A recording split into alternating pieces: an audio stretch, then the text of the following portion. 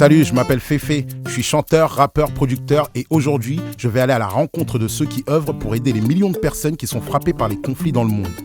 Nous allons passer 7 jours au sein de l'ONG Solidarité Internationale au Nigeria. Plus exactement au nord, à Maiduguri, dans le plus grand camp de réfugiés du pays où plus d'1 million de personnes ont été déplacées. Je vous propose une plongée de vos propres yeux au cœur de l'action de Solidarité Internationale. Vous verrez combien leur aide est vitale pour ces millions d'innocents.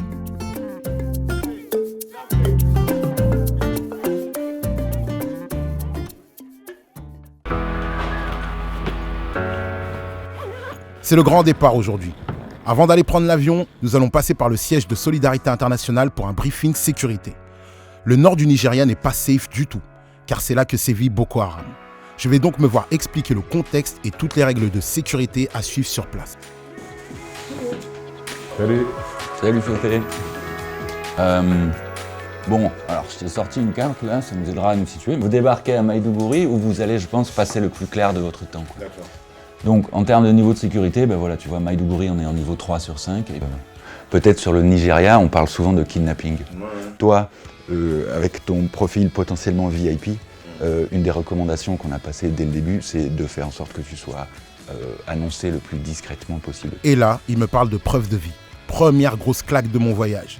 Je dois écrire 4 questions très personnelles et leurs réponses qui permettraient, dans le cas où je serais kidnappé, de pouvoir m'identifier par Solidarité Internationale. Réunion intense, j'ai pris plein d'infos. 1 heure de fais pas ça, fais pas ça, fais pas ça, fais pas ça, fais pas ça, fais pas ça, fais pas ça, fais pas ça. Et là, on va quand même dans une zone de guerre. C'est ça la grosse différence, quoi.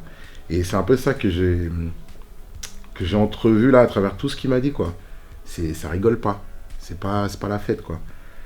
Mais ça va très bien se passer. Voilà.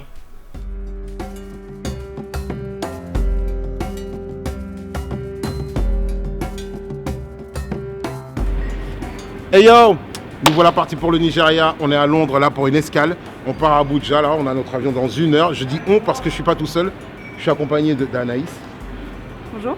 Bonjour. Qu'est-ce qu'on va faire exactement à Abuja? Explique-nous. Alors je vais t'emmener à Abuja pour qu'on puisse aller à la rencontre des personnes à qui Solidarité Internationale vient en aide et aussi de ceux qui œuvrent chaque jour, les humanitaires qui sont sur place et qui œuvrent au quotidien pour aider ces personnes-là.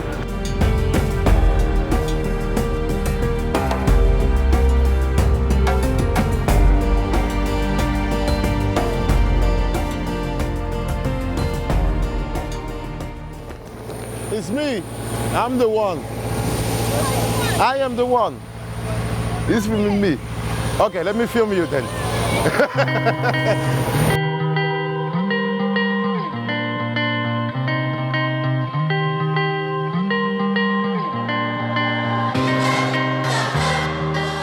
Après 20 heures de voyage, nous arrivons à Maiduguri, là où se trouve la base de Solidarité Internationale.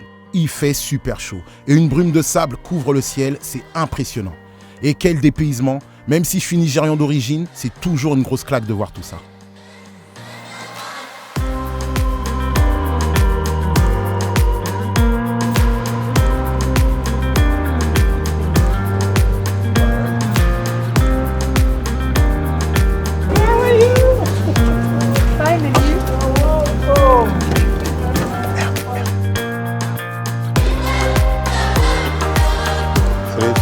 Salut Olivier, enchanté.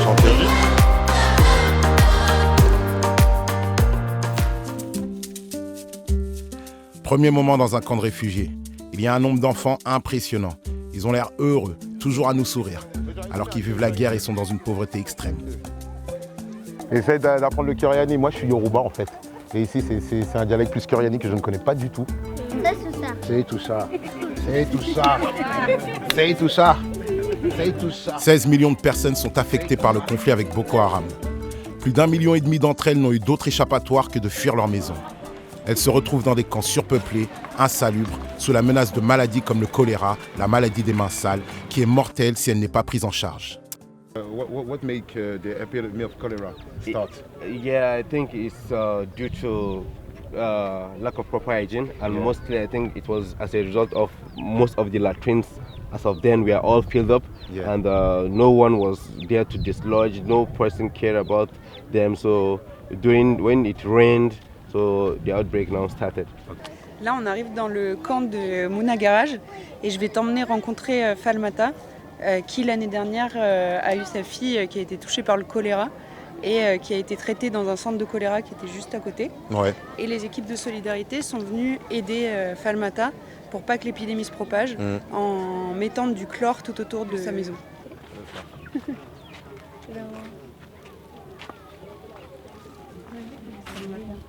Yeah, I am here. I'm coming from France.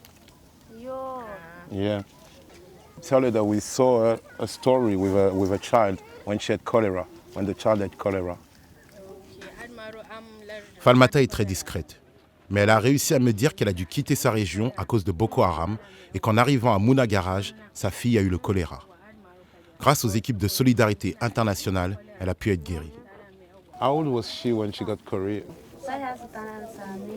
She was 2 years old. Good. Yeah, I tell her we need to do that. It's really, that's the way we do in Europe so that people feel concerned, you know, so that people feel touched.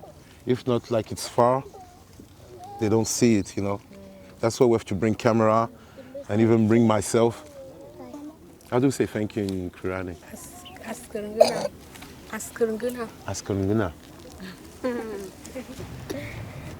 Et j'étais mal à l'aise parce que je suis du même pays que Falmata. Elle est nigériane comme moi en fait, tu vois ce que je veux dire, mes deux parents sont nigérians quoi. Et je venais vraiment comme un occidental, tu vois ce que je veux dire. Et j'étais complètement étranger à tout ce qu'elle vit, je connaissais même pas sa vie et même sa tribu je la connais très peu.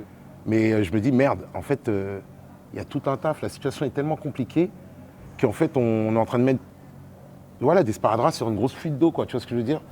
Si dans une crise on arrive à faire en sorte que les gens déjà ne meurent pas ou arrivent à être soulagés de certaines souffrances, c'est le maximum qu'on puisse faire à un moment donné. Ça m'a rendu fier d'avoir fait ce que j'ai fait, tu vois, d'avoir participé avec Solidarité Internationale. Mais ça m'a rendu un peu triste en me disant putain, c'est dur. Où est-ce qu'on va Anaïs? Alors aujourd'hui, on va aller à Koréry pour voir un forage avec des panneaux solaires qui a été fait par les équipes de solidarité. Et donc on va voir comment est-ce que les gens l'utilisent. This is the Nigerian system. Nous arrivons à Koréry où a été installé le premier forage à pompe solaire en 2016. Pourquoi le solaire? Parce que dans le nord-est du Nigeria, le réseau électrique est complètement défaillant.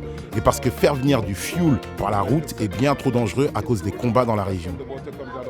Yeah, sure. Initially we were providing fuel because there is generator. Yeah. We look at it, it is very tedious work to do. Yeah. So we decided to go for solarization. Okay. Il m'explique que les familles peuvent venir 3 fois par jour et que les personnes en gilet jaune sont des membres de la communauté. Ils sont formés par Solidarité Internationale pour gérer les distributions d'eau et réparer le forage si besoin. Le but, c'est que la communauté puisse devenir autonome et ait accès à de l'eau potable tout le temps. How do they wash it? They wash sand? it like this, yes. It's river sand. Okay, I so see, it's yeah. Pass. We call it pass in geology. I see that. It's very good. And they use detergent afterwards. Okay.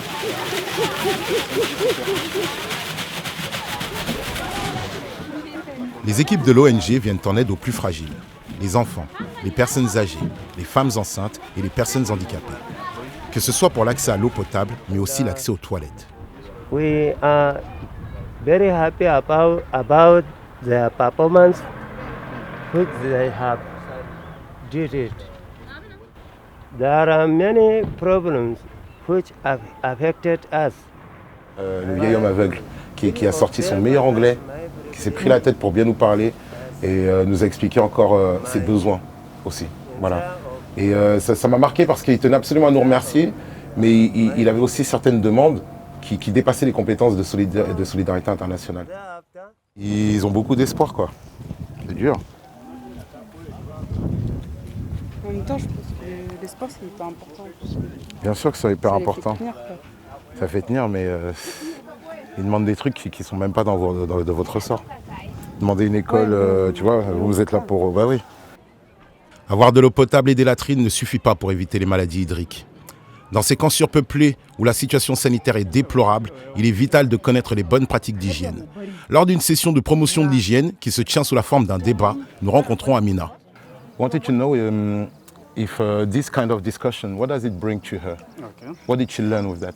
Gaskiya mun gane tun ba yau ba ana gaggaya mana akan tsafta akan ana ba mu ruwa ana taimakon mu shi yasa yanzu muka zo muka zauna mun ba da haɗin kai saboda mu yi godiya abin da muka ga. Where is her husband? Is her husband still here? Mai gidana yana Lagos. He is in Lagos? He's in Lagos? Yes, about 1,000 kilometers away from Maiduguri. Et ce qui m'a choqué dans son histoire, enfin choqué, qui m'a choqué, c'est comment elle a pu être séparée de son mari. Que son mari et elle ont dû fuir sur 2 routes différentes. Et le fait de se dire que cette femme qui était là avec ses 3 enfants, et qui a dû courir et fuir à une telle vitesse qu'elle a perdu son mari de vue, et dû prendre une autre route que le sien, je me dis que ça a dû être très violent ce qui s'est passé. Qu'est-ce qui t'a marqué dans cette journée? Je ne m'attendais pas aussi à un tel besoin de revenir toujours sur place, réexpliquer les choses, faire un suivi, voilà, tout simplement. C'est pas genre vous arrivez, vous expliquez une bonne fois pour toutes et puis vous barrez, quoi. C'est pas du tout ça. Au contraire, il faut revenir encore et encore et encore, quoi.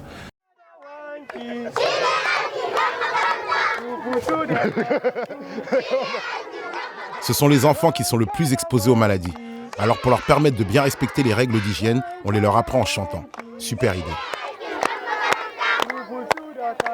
Solidarité internationale.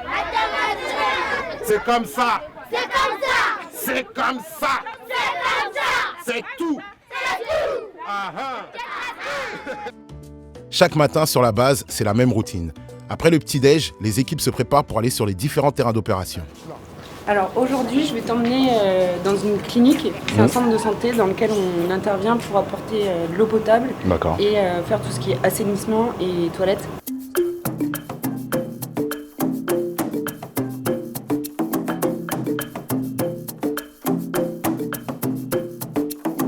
Bonjour. Anaïs. Gado. Féfé. Gado. Je suis le responsable d'activité au niveau de la clinique Mouna de Lima. Les femmes viennent ici, donc on fait le triage pour voir si l'enfant est malnutri ou pas. Et depuis ce commence, qu'est-ce qu'il fait exactement ça fait le MIAC, il est en train de mesurer le périmètre brachial. Et grâce au périmètre brachial, il peut savoir si elle est malnutrie. Si elle est malnutrie ou pas. C'était dur pour moi au début, parce que voilà, j'aime pas voir des enfants, tout simplement des enfants malnutris. Voilà. Quand on le voit à la télé, voilà, c'est triste, on est peigné, voilà, mais quand tu le vois vraiment devant toi, là, à 1 mètre de toi comme ça fait très mal.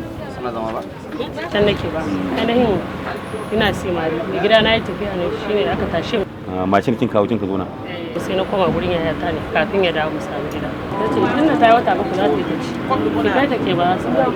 Shine sai na kato. Ah ouais. Oui, c'est beaucoup. 350 €.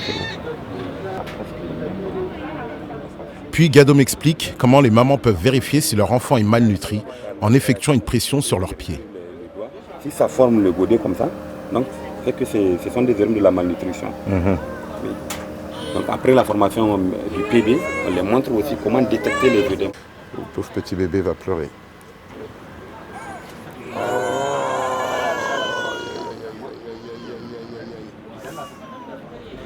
Le parcours continue. Prise de sang, inscription de l'enfant, test de nourriture et formation à la prévention des maladies. Puis à la fin, les équipes de Solidarité Internationale remettent aux mamans un kit pour leur permettre d'avoir de l'eau potable pendant 1 mois. C'est le seul moyen pour l'enfant de fixer les nutriments sur son organisme et de guérir.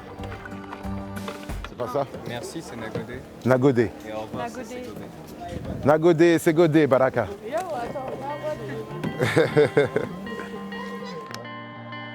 Ici, on ne soigne pas seulement les enfants malnutris. Leurs mamans sont aussi prises en charge, notamment par Charity. Elle me touche beaucoup. Elle consacre sa vie aux autres. Son prénom est à son image. Them are being kidnapped under captivity of Boko Haram, and some of them are being raped, and that is the reason why they create this environment. As you can see, this is a coach, and this is what I do to them, the intervention that I give to them, especially those ones that are being raped. We prevent all these disease conditions I'm telling you. Also, we prevent pregnancy. Après, moi, celle qui m'a vraiment touché, moi, c'est Aïcha, la petite. C'est les enfants, en fait. Les enfants, moi, ça me tue, quoi. De les voir comme ça, ça me tue, en fait. Ouais, je trouve ça tellement pas normal de me dire, moi, je suis à... Allez, on est à quoi, 6 heures, 7 heures d'avion? Tu vois ce que je veux dire, de Paris, quoi? Je sais pas, c'est pas tolérable. Aujourd'hui, nous devions partir en hélico pour Dikwa. Mais malheureusement, le vol est annulé. Je sais pas si on peut le voir, mais le ciel est quand même... en fait, c'est super sombre. Il est plein de sable. C'est ce qu'on appelle l'armatan. L'armatan, c'est un gros vent chargé de sable qui réduit la visibilité. Donc pour éviter d'avoir des accidents, des incidents, ce genre de choses, ils annulent les vols. L'hélicoptère était le seul moyen pour se rendre dans les zones reculées, parce que la route est trop dangereuse à cause des conflits et des attaques suicides. C'est le quotidien ici. Hier soir, il y a eu des attentats à l'est de Maïdougouri. Thibaut va faire une évaluation de la situation dans les zones touchées pour voir si les équipes de solidarité internationale peuvent continuer à y travailler. Il accepte que nous l'accompagnions. 4 explosions, comme je te le disais, vers 9h. Il y a eu 2 explosions au départ près d'une maison. Il y a une femme qui est rentrée dans une maison pour se faire exploser. La deuxième, peu de temps après, pas loin de cette maison. Et après, les 2 autres, c'était des positions militaires qui étaient ciblées. D'accord. Donc il y a eu un mort et 13 blessés, plus bien sûr les 4 femmes kamikazes. Et ça reflète bien en fait les targets des AOG, quoi. Ouais. Et la population civile. Ouais. Et les forces de sécurité, les autorités, l'État. Ouais. AOG, ça veut dire Armed Opposition Group, en fait. C'est ce que nous on appelle, dans les médias, etc., Boko Haram, mais c'est un peu plus compliqué. Mais c'est plus compliqué, ça, en fait. Il y a des factions, etc., c'est pas forcément les mêmes. Donc Boko Haram, c'est un peu trop synthétique. Ouais. Donc nous on parle d'AOG. La guerre ici dure depuis trop longtemps et les violences sont quotidiennes. Les habitants ne pourront jamais s'habituer, mais ils vivent avec. How do you live with that danger every time? Just it is far away from us now. Yes.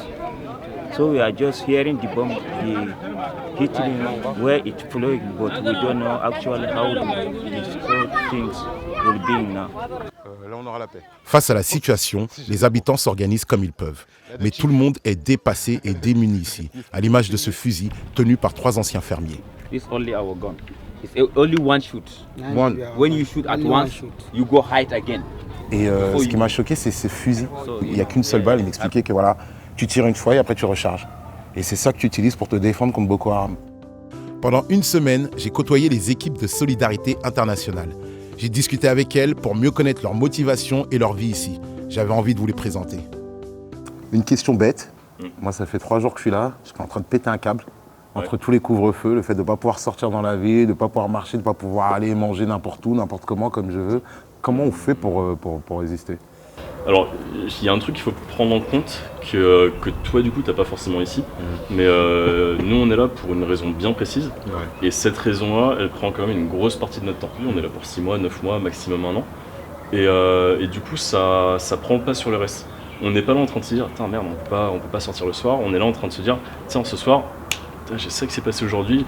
On est dans une espèce de dynamique de boulot. C'est ce qui m'a fait plaisir en découvrant le métier, quoi. C'est pas, tu tombes pas sur des gens qui disent on sauve, on passe notre vie à sauver des vies. C'est le but, mais il n'y a pas cette prétention-là, quoi. C'est le genre de boulot où quand tu bosses, tu as un résultat qui est assez concret. Ouais, tu vois assez rapidement ce que tu fais. En plus, ça fait du bien au moral. Évidemment, c'est un engagement parce que c'est des sacrifices, parce que le fait de ne pas être avec les proches, le fait de ne pas manger de la bonne nourriture, le fait de... Non, c'est dégueulasse. Non, c'est pas mal de sacrifices parce que c'est des grosses heures de travail, c'est pas mal de pression, pas mal de stress, beaucoup de stabilité, des heures de travail longues.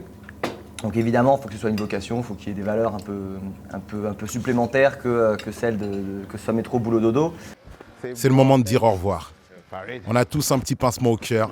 L'équipe est vraiment top. C'était cool, hein. C'était chouette. C'était cool. Ouais, pareil pour moi. Avant de rentrer à Paname, on passe voir mon père qui vit à Abuja. Je lui explique la claque que je viens de prendre lors de mon séjour dans le Nord. Oh, ça va? Ça va très bien, Pépé. Bonjour. Ça va?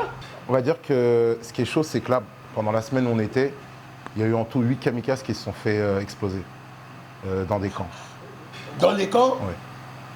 Ce qui me fait mal aussi, c'est le nombre d'enfants, la détresse des gens là-bas, et les conditions de vie qui sont catastrophiques.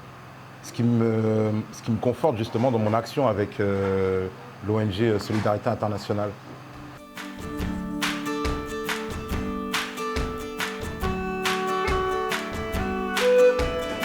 Leroy Tanaka-san. Ils sont vivants? Toujours vivants, frérot. Ça va? Ça va. Bravo. Cool, félicite. Ça va bien? Qu'est-ce que tu retiens un peu de ta semaine ici? C'est pas du folklore en fait. On n'est pas là pour aller sur le terrain et dire ah, regardez comment on aide les populations, tout ça. C'est pas ça en fait. Vous êtes là pour travailler. Voilà.